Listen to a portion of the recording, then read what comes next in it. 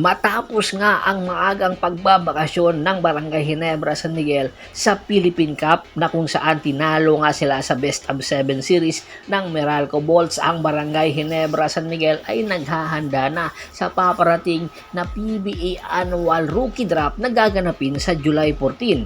Ayon nga sa isang insider, nagdeklara na nga ng pangalan itong si Ben Phillips para sa kanyang pagpasok sa PBA. Kaya naman ang Barangay Ginebra San Miguel ay interesado nang makuha ito sa height nitong 6'6", high flying ability, shot blocking ability at ang pagiging energy guy neto ay pagkaka-interes ni Coach Timko na kunin ang nasabing big man bilang backup ni Christian Standhardinger at Japet Aguilar.